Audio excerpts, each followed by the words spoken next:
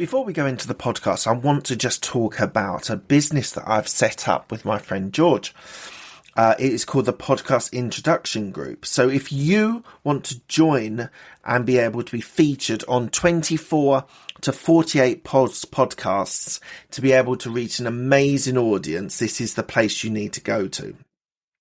Podcast, being a guest on podcasts, is automatically establishing you as an authority and is able to build your personal and professional brand. We handpick of a bank of podcasters that we have to be able to grow your business and brand. We do 100% of everything that needs to be done by my team. You do not need to lift a finger. You are able to expose yourself to new and relevant markets by going on other people's podcasts. You also are able to create brand loyalty. People will love listening to you and coming back to your products or services, and it's able to increase your revenue. So if you want to be able to get involved, you can sign up quickly, registered with an account manager. There's an onboarding call where we target the podcasts that you want to be on, the type that you want, whether it's entrepreneurship, business, health, fitness, whatever it is. We then match you to those podcasts and you can start your journey. We have regular catch-ups with our account managers, and Google ranks you when people search for you. So when people are searching for you, you're able to see your podcasts at the top of the list. So if you're interested in being a podcast guest on multiple podcasts, we are the place to go. If you go to podcastintroduction.com and go and register your details, we will have a quick call with you, match your podcast that you want to be on, and we can then start this process ASAP. Thank you so much for your time. I appreciate it. Back onto the podcast then. Just one last thing before we go into the podcast. I just wanted to talk to you about the fact that I have a YouTube channel that has been going for quite some time, and I am recording and releasing all of my interviews with some short videos as well on YouTube. So please do check it out. YouTube on Absolute Business Mindset. You'll see a bunch of interviews there, all the longer format interviews and some short videos as well. So please enjoy that. And here goes with the podcast interview. Today we have Matt Ostanik, who is a serial entrepreneur with his current business, Grateful App. Hello, Matt. How are you today? I'm good, Mark. It's great to be here today. Thank you for the invitation. It's an absolute pleasure. Thank you very much for joining me today. We've got a serial entrepreneur here. This is going to be a lot of fun because you've run 4 businesses, and we're going to talk through some of those as well. But as it's the first, I asked the same first question to all of my guests. The podcast is called Absolute Business Mindset. What does a business mindset mean to you? I think a business mindset means being focused on creation and growth. I think some people probably hear business mindset and think it's just about financials or making money. But really one of the joys of being a business owner, and I know you hear this over and over from other folks you've talked with as well, is the opportunity to make an impact, to make a difference, to create new things, and to help people. That fundamentally, for me, is part of what being an entrepreneur is, and definitely part of having that right business mindset. Absolutely. And I totally agree, that sort of idea of creation. The other thing I hear a lot is service and creation. Yeah. Are very, very sort of aligned when I ask that question. It's fascinating to hear people's different views on that. So thank you.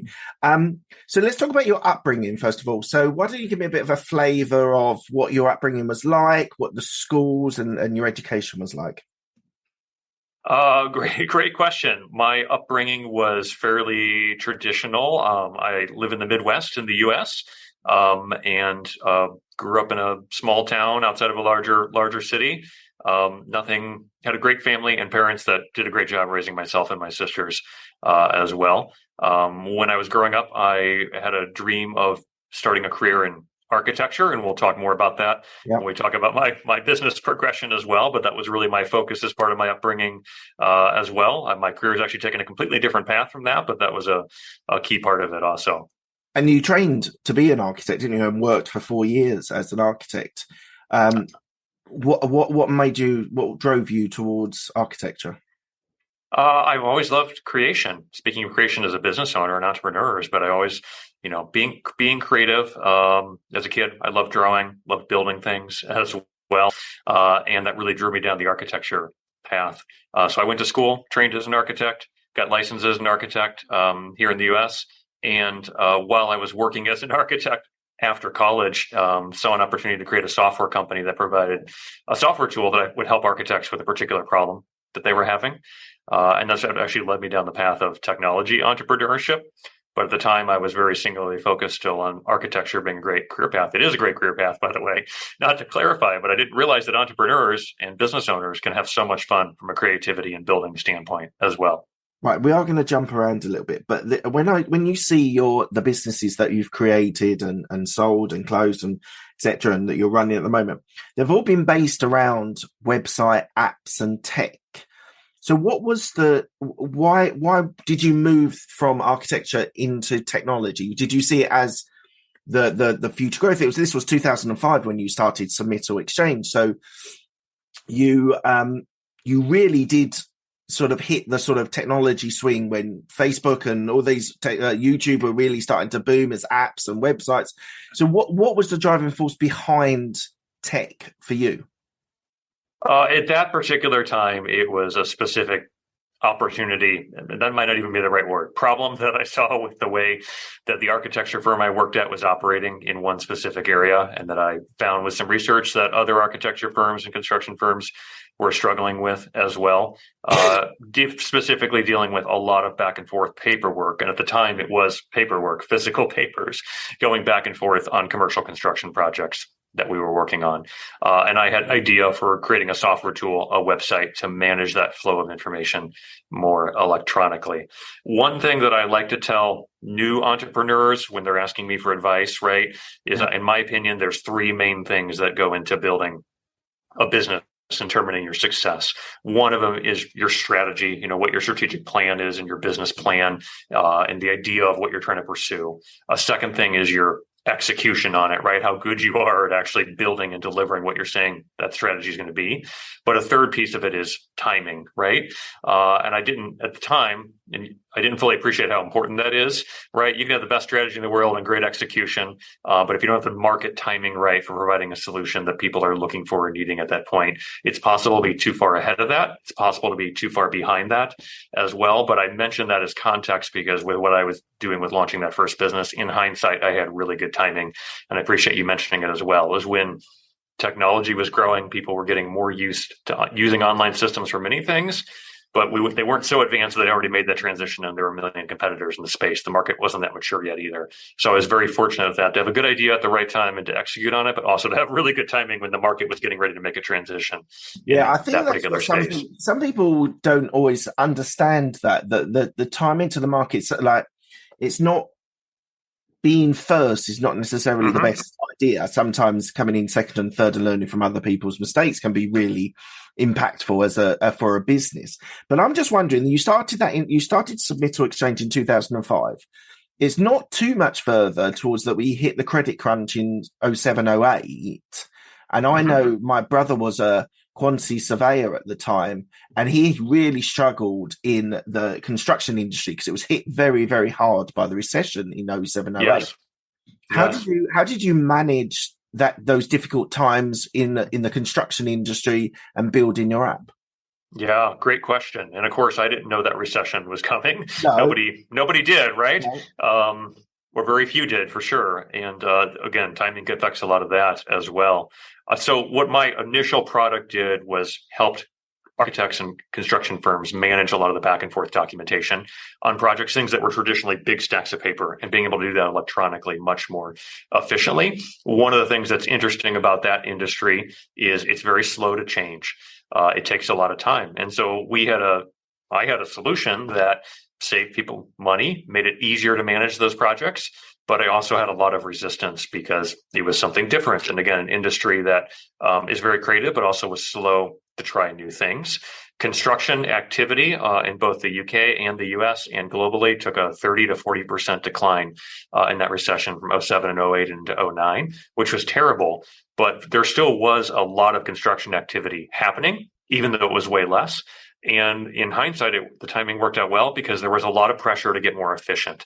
Architects and engineering firms and construction firms had a lot of pressure to figure out how to do things with less staff and to do it more cost effectively. And that happened to be exactly what my solution helped with. So while there were less potential customers to pursue and less projects to pursue, it also was good timing because our pitch of "we help you save time and money" was resonated even stronger.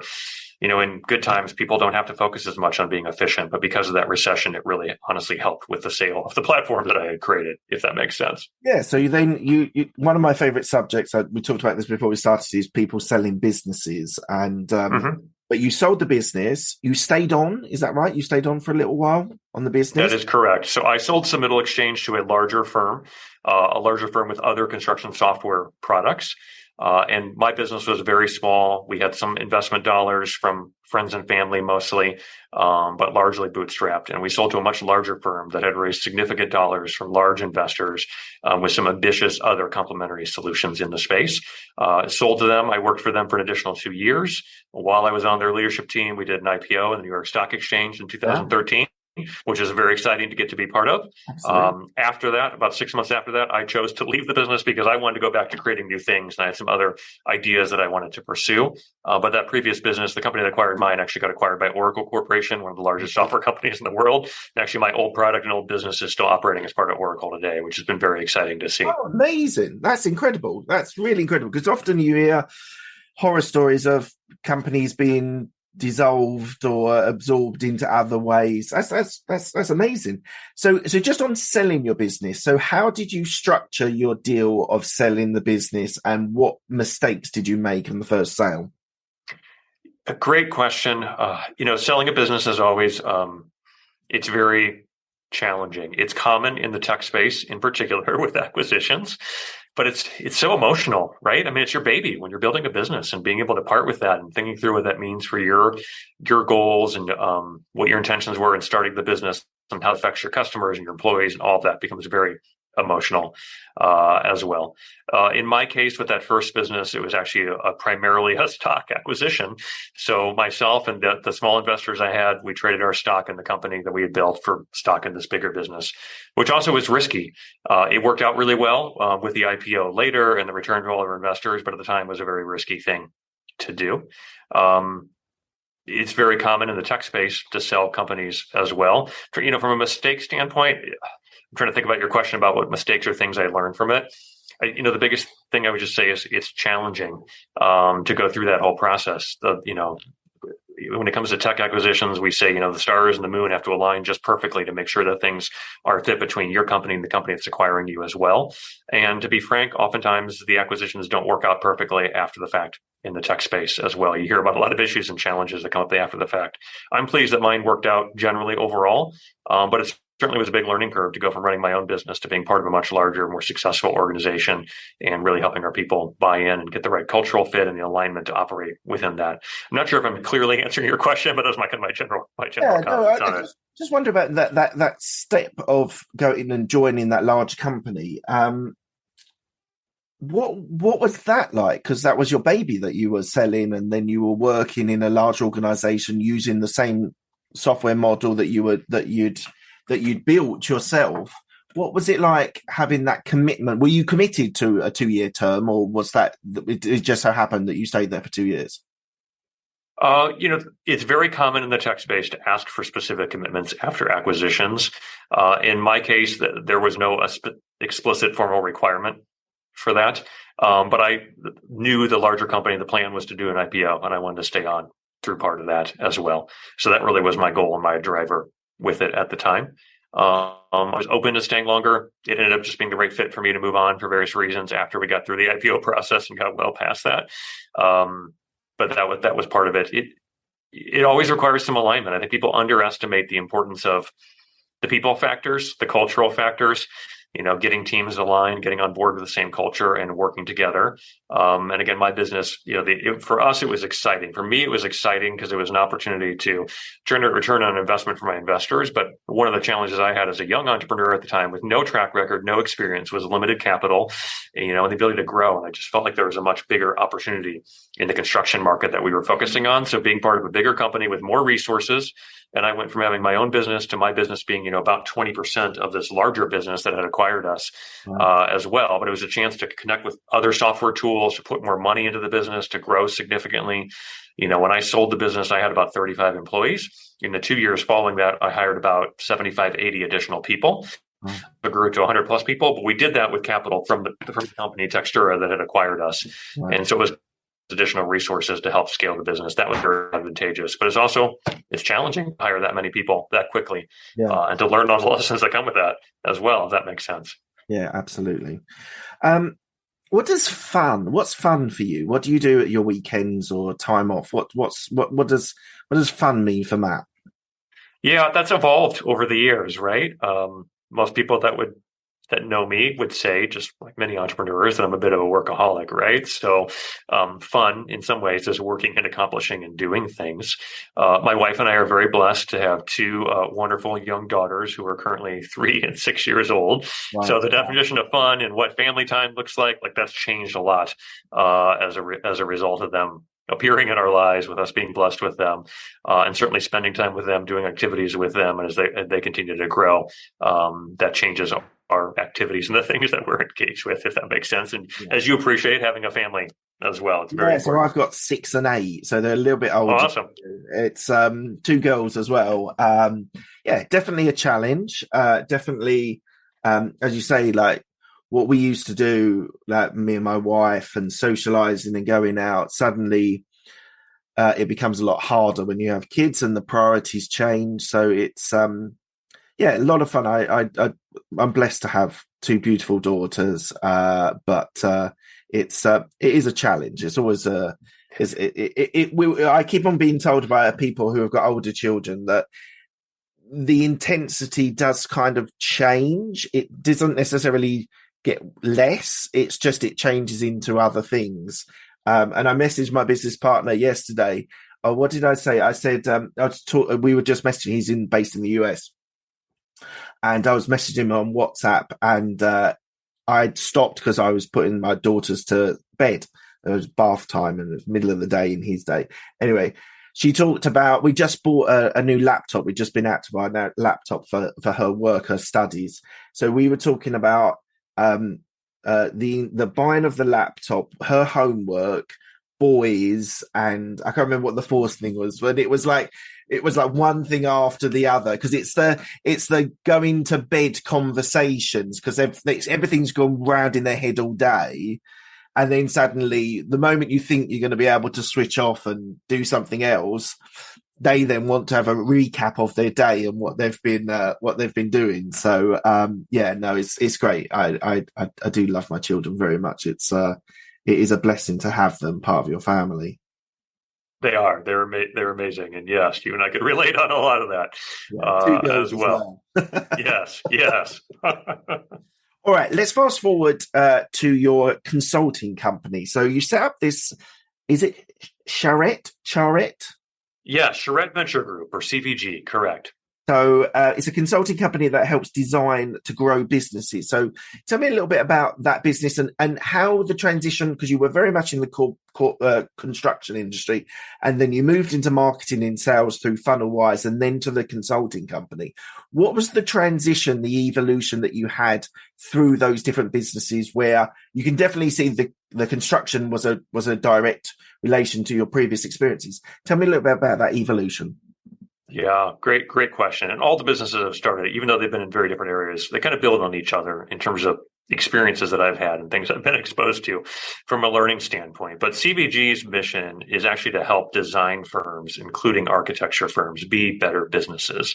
And so while I was working selling software to architects, architects are brilliant, creative people.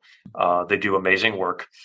Many of them are not great business people. There's exceptions to that. There's some architects that are terrific business people and have built amazing firms, but that's the exception, not the norm. And so I worked with many folks as other architects that I saw that they did great work. They could use some help improving their business operations. And so I started CVG to really help those types of folks. When you go to a lot of these technical professions for school, whether it's architecture or engineering. This could also apply to accounting. It could apply to other professions as too. You spend so much time learning the technical aspects of your profession. There's no time in school to teach you how to be a business person, how to worry about financials, how to market and sell your services, how to manage people, those types of things.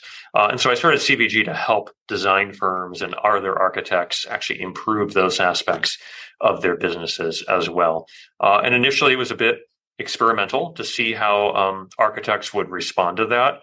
One of the things that we did with CVG very early on was instead of just charging traditional consulting fees, we engaged in a really kind of an investment model is what we called it, but where we basically gave services for free to design firms in return for them sharing a percentage of their revenue in the future, with the idea that we would help these firms grow. That's how we get paid for the services, but we were taking risks on them early on as well. That business has grown really nicely and has actually had a lot of success. And actually, a couple months ago, I sold my majority interest in the business to one of my key employees on it, Todd Redding, who's the CEO of that business, who I had hired several years ago to help grow it as well. So it ended up being my second experience with actually selling control of a business, but Todd has built a fantastic team for it, has about 20 employees working in the business, and works with a wide variety of different design firms, helping them improve their own business operations as well, if that makes sense. It does. Thank you.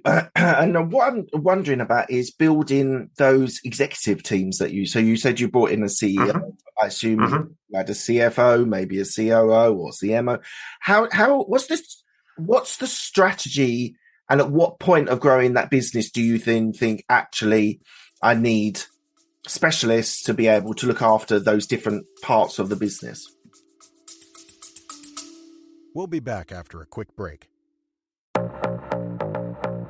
Hi, I'm Alex, the host of X Health Show. Meet the future of healthcare. Think X-Men, that's X Health. Actual superheroes behind programming living cells to cure cancer once and for all. Tech that detects preterm delivery in seconds, brain-computer interface, or apps that employ AI to match your disease with the best treatment. X Health Show brings to you visionaries who push the boundaries of healthcare from Switzerland, the heart of Europe, and the most innovative country in the world. Let me introduce you to their startups. Head to X Health Show, meet the future of healthcare. Happy to greet you there.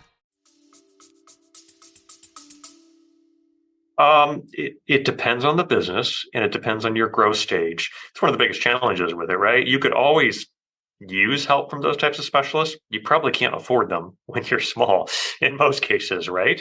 And also, the person that would come in as a CFO, for example, for a 5-person company is different than what you need for a CFO for a 50-person company or for a 500 or 5,000 person company as well, right? Like those skill sets change over time. But I've always believed in the strategy of trying to get the right people on the bus as early as possible in the right positions. And oftentimes they can grow and evolve as the business grows. Todd was my first hire with CVG years ago to help lead that business. He's done a terrific job in scaling it and growing it and evolving as the business has grown from just himself to a handful of key employees to bringing in other key leadership roles and a team of 20 people today as well.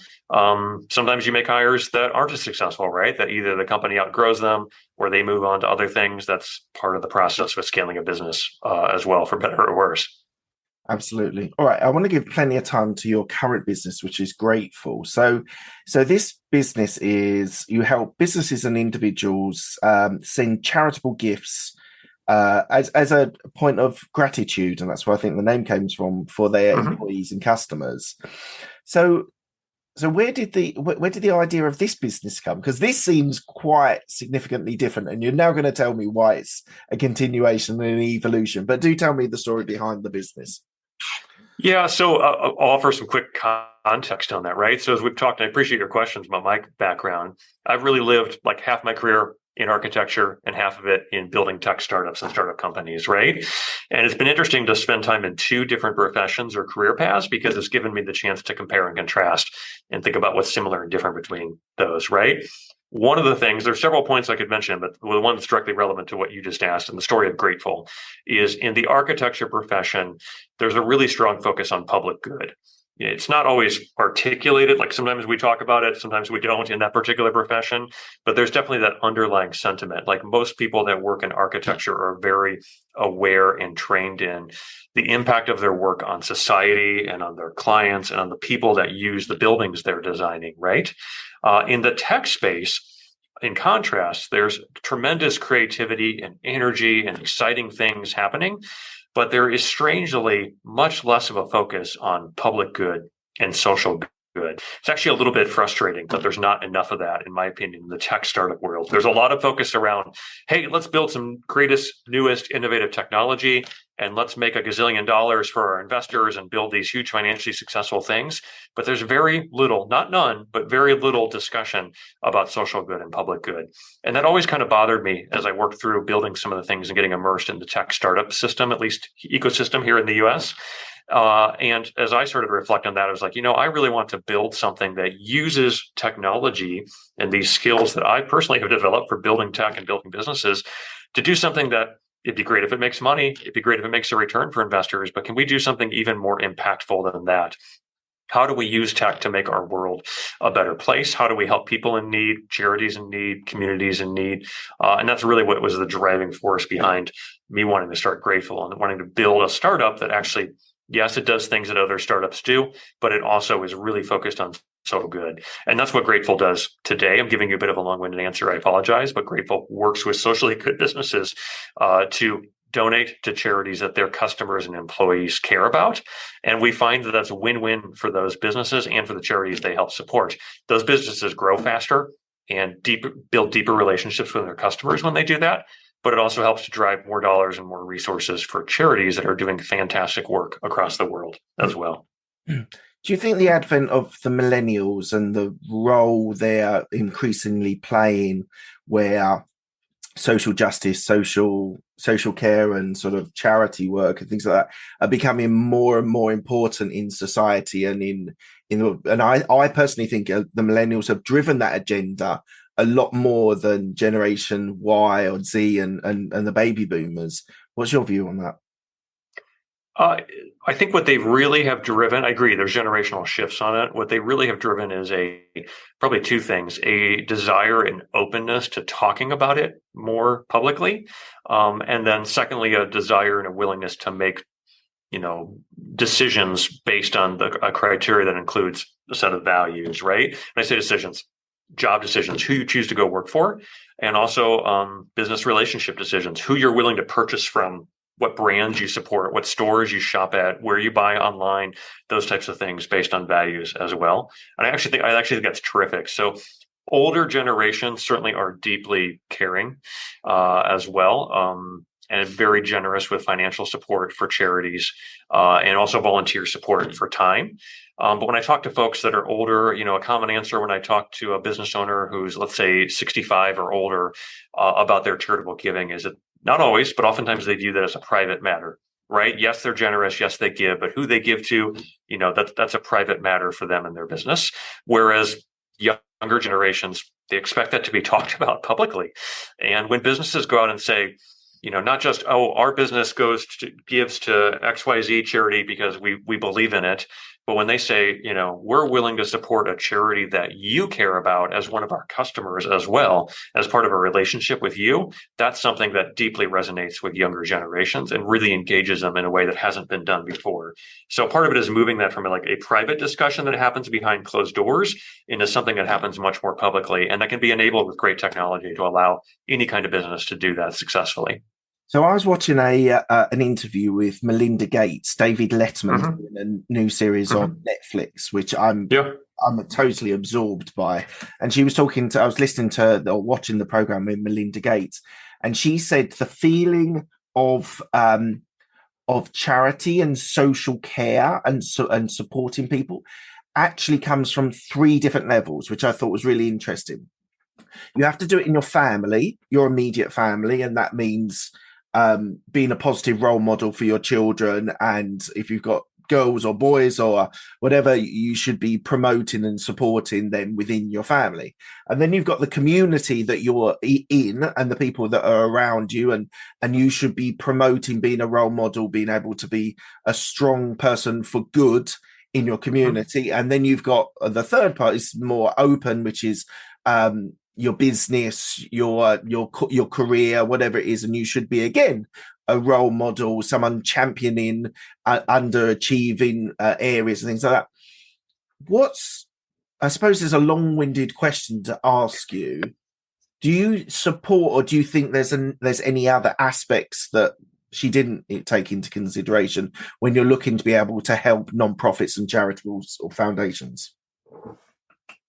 I think that's a good story, but I have not seen that particular interview. I'll have to check it out after this. I appreciate you mentioning it, but just hearing you describe it, yeah, and those are good ways to think about it in terms of family and personal, community, work, and business as well. A couple things I would add to it. I don't disagree with any of that, but of course, giving and supporting, it can mean financial. It can also mean time, volunteering. It can mean in-kind things as well, like donating products or services or those types of things. So there's lots of different ways to donate.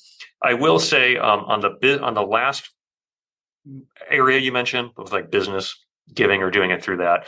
When I talk with small business owners and entrepreneurs in particular, and you talk to many of those folks on your show as well, there's a couple challenges that do come up with that. We were talking about earlier what does an absolute business mindset mean? What does entrepreneurship mean?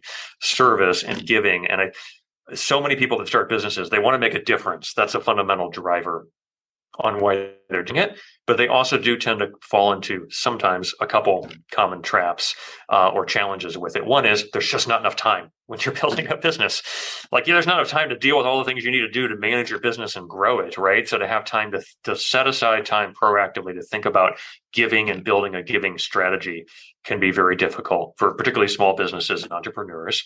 And secondly, I do feel like, in some areas, and maybe this is a reflection more on tech, I don't know how it applies to other areas as well, but there's this mindset of, I'm going to go build this business. I'm going to build it. I'm going to either sell it or get it big enough where it's making a bunch of money for me. And then I'll worry about giving and generosity, right? Kind of the idea of I build something and then later, once it's made a bunch of money for it, then I worry about the giving side and the giving back side.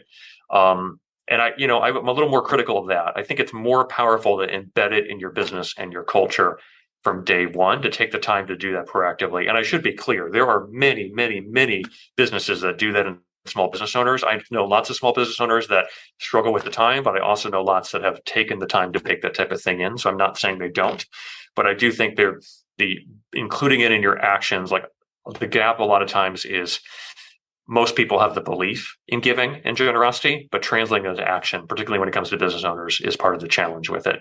But not to be put in too much of a plug, but that's part of what we help people with Grateful as well. We try to give them a platform and a tool that makes it very easy to do that, even if they don't have a lot of time for it as well, to make sure they're taking those actions today rather than deferring it for something further down the road, if that makes sense.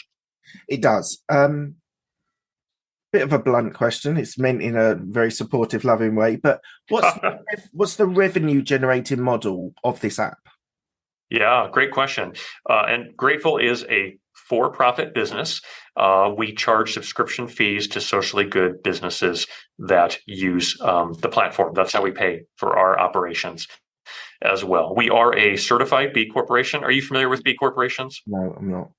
Okay, so a B corporations, let me give you a quick pitch on that as well. Sure. So a B corporation is a relatively new model, about 15 to 20 years ago was when it was created.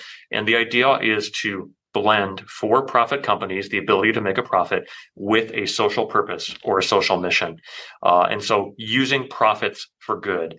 I don't think profits are a bad word. They're not evil, but is it okay to make a profit and use that for social good, to invest that in a social mission? And B Corps can be organized legally to set it up. And I'm not as familiar, I apologize, with UK laws around that. In the US, with a traditional for-profit company, you have a responsibility to make decisions to maximize return for your shareholders, right?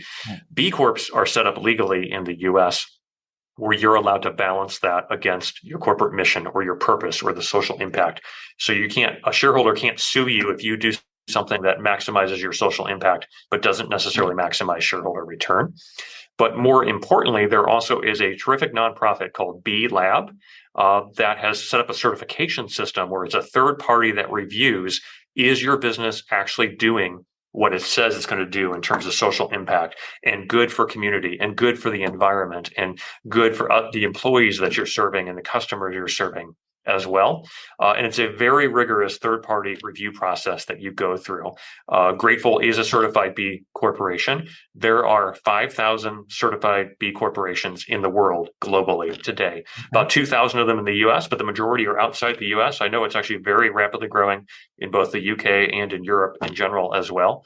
But a great third-party system to ascertain are companies really living up to this as well. But the whole concept is it's okay to make a profit, but that money then is used to further the company's social impact, their social mission, and honestly, the service they provide to their communities, their customers, and their employees as well. Sorry, that's a long-winded explanation, but hopefully that's helpful for your audience. It's a really interesting idea. So you're not saying profits are bad. You want to make a profitable business, but how much of that proportion, or is it fluid, do you actually go for your costs, your employees, your people that are working in the business, or admin costs that you need to do sales and marketing, versus how much is for social change, being able to support the community?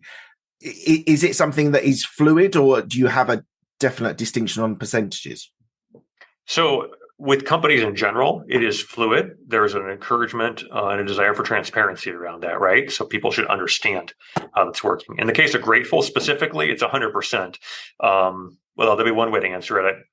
Grateful is not yet profitable. We're a small business. It's common in the tech space, that your costs exceed your revenue, which oftentimes is why it's common to raise investment dollars for tech startups as well to help support that. So you could say 100% of our profits, or you could say we haven't yet been profitable at the small stage that we're at as well. So all of the dollars being pumped into it are to maximize the social impact and to grow the business. I do want to, when we're talking about B corporations, I do want to mention a good example. You may be familiar with Patagonia, the clothing company. Yeah. Very large, very successful. Patagonia is one of the biggest and most well-known examples of B corporations. They are legally organized as a B corporation. They are a certified B corporation, and you may have seen the news just recently in the past week or two. The owner of Patagonia announced that he was donating all of his ownership, basically giving it away to a nonprofit. But Patagonia has always been a mission-driven company. They're not doing it to make money. They're doing it to drive a mission, in their case of environmental improvement and environmental awareness. And that's a great example of what B corporations are all about. Amazing. I think this is something, as an entrepreneur myself, and people who are listening who are entrepreneurs or business owners, that the aspect that you say, and I think a lot of entrepreneurs think they need to help themselves before they can help others. And how can I support financially if I'm not running a profitable business, or if I'm not making enough to be able to fund the other aspects of the life? But something you said earlier on, which I think is the critical thing, there's ways of being able to do it. It might be financial, it might be time, it might be using your products and services to be able to support a charity or a mission. I think that's the key thing for entrepreneurs that are listening now, that it's not always about the dollars or the pounds that you're giving. You can do so much more in different ways. Yes, absolutely. A couple of thoughts that come to mind on that. So one is, as an entrepreneur, right? Like, you need to be able to feed your family. You've got kids, I do too. Whatever individuals' family situations are, like, you need to be able to take care of yourself and live. So many entrepreneurs do a poor job of even paying themselves, or when they're just getting started. That's a necessary part of the journey, I think, but also, a great area for improvement. Like, it's not wrong to make sure that you're meeting your basic needs and your family's basic needs and your basic commitments as you're growing a business. That's one comment. Two would be, one of the things that we've done with Grateful is we've launched a secondary website called sociallygoodcompanies.org. And it is primarily US focused at the moment, but we intend to grow it in the UK and elsewhere in the future as well. But it highlights businesses that do different types of charitable giving. And one of the points of feedback I oftentimes get, we reach out to businesses and ask them to update their profiles in it, is, hey, Matt, I'm a small business. I can't afford to do much giving. Is there like a dollar amount that I need to give to be even considered socially good? And my answer to that to other entrepreneurs is always no. We intentionally don't ask about dollar amounts. It's not about, hey, are you donating, hundreds of thousands of pounds or dollars or millions? Is it, $10 or 10 pounds is just as good as 100,000, right? Like it's not the actual amount. Sure, as you grow, it'd be nice to give more, but it's the principle of it. It's the action of doing any giving.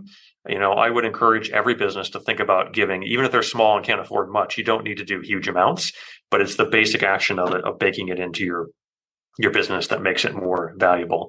Lastly, sorry, I'm giving you a long-winded response on this, but I certainly see businesses that get in the mindset of, we can't afford to do anything with this, right? Well, I mentioned earlier is when it comes to customer giving programs for socially good companies, those are win-win because they help you grow your business too. A lot of businesses will start them small. They'll do them as a percentage. Let's say they'll donate 1% or 0.5% of each customer sale or purchase or contract to a charity that customer cares about. When you set it up that way, the amounts are small when your business is small, but then it grows as you get bigger. But there's two valuable stats we see from that. One is 91% of people that care about giving will tell you they're more likely to do business with companies that are willing to support a cause they personally care about. So you're increasing your customer attraction and customer retention by doing that giving.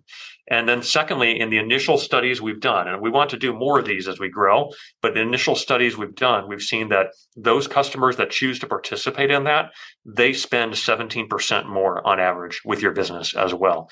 So you're actually growing your business with them by being willing to give.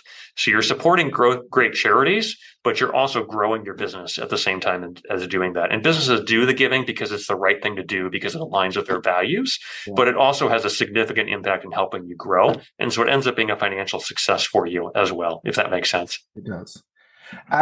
So I would definitely call you a serial entrepreneur.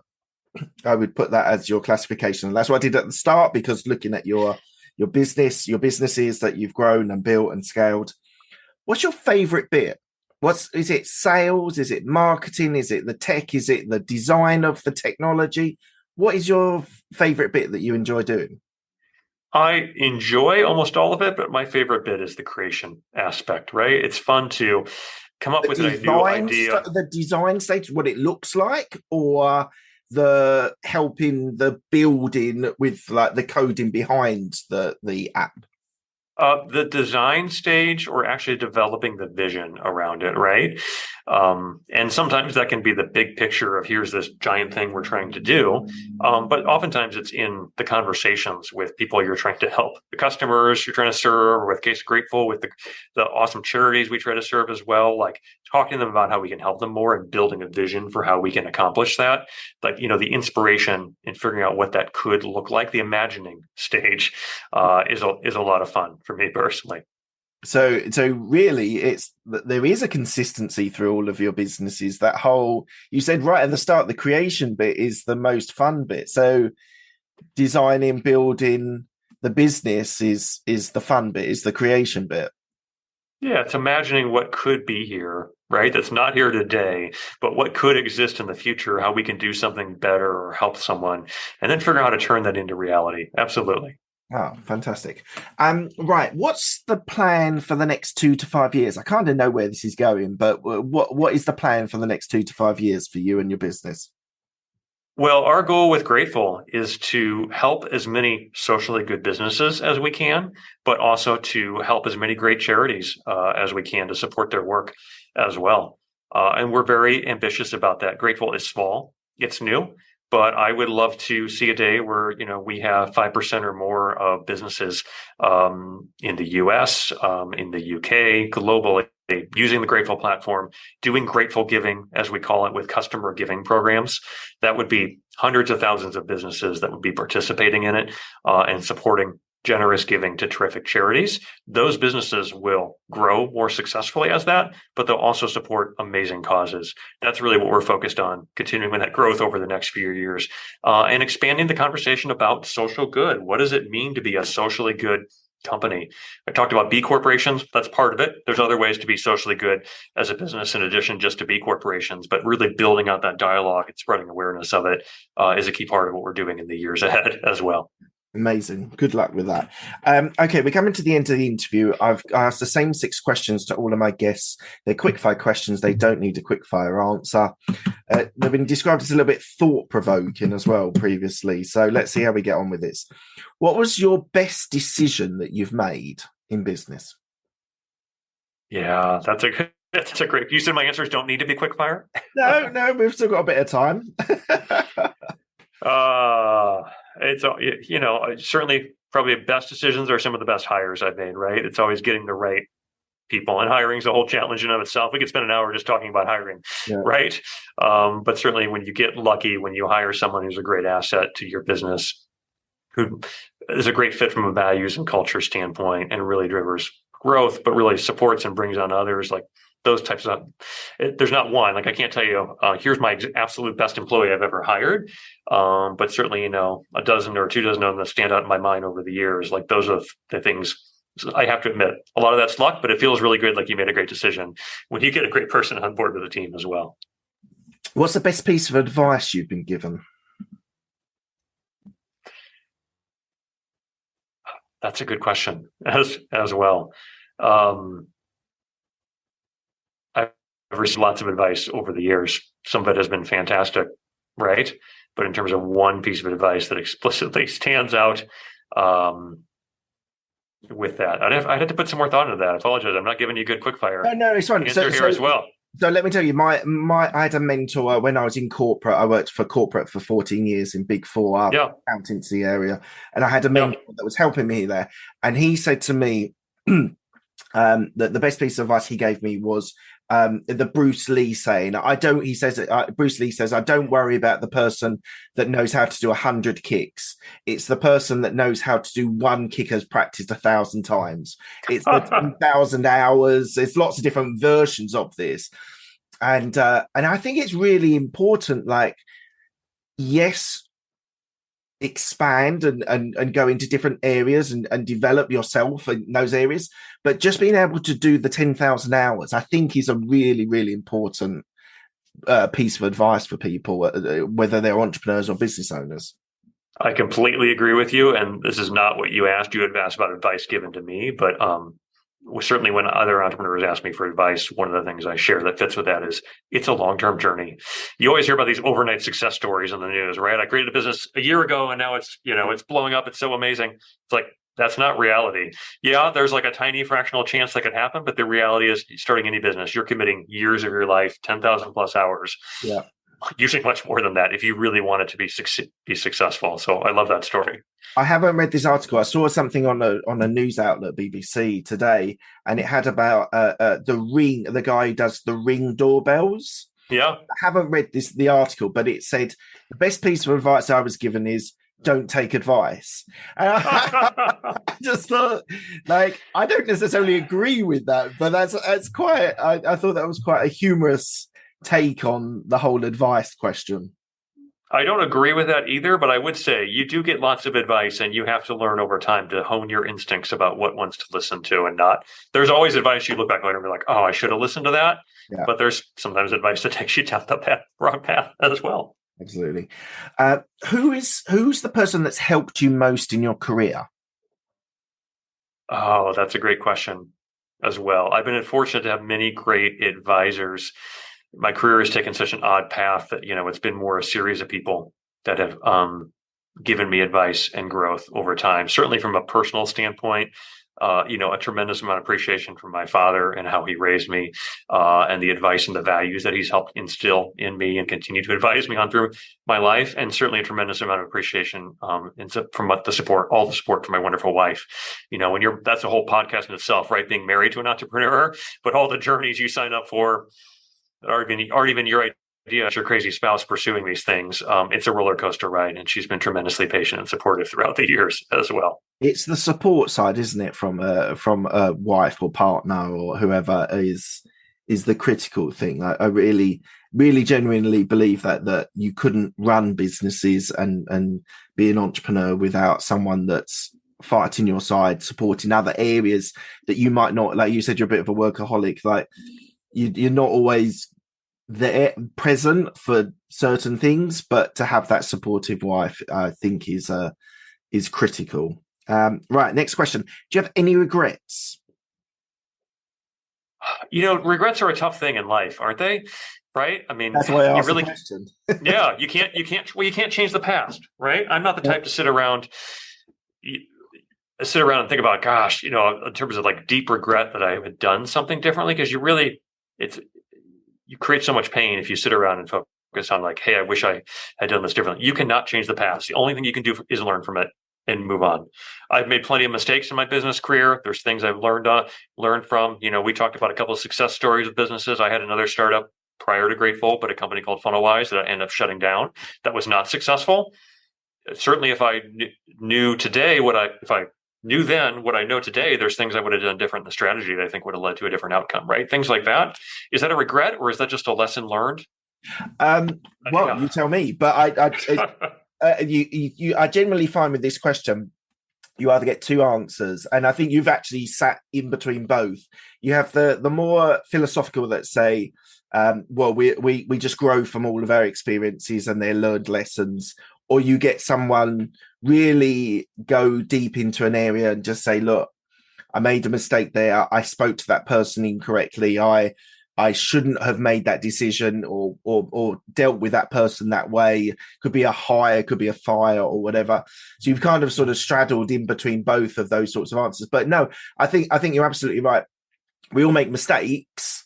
It depends if regret has a term, and that's why I asked the question regret rather than what have you learned, because it opens up a whole area of your psychology of whether you actually regret firing that person or hiring that person or treating that person that way or making that decision. So it's definitely a provocative question, and that's why I ask it. Okay, it's a good question. Go ahead. Moving on. What are you most proud of?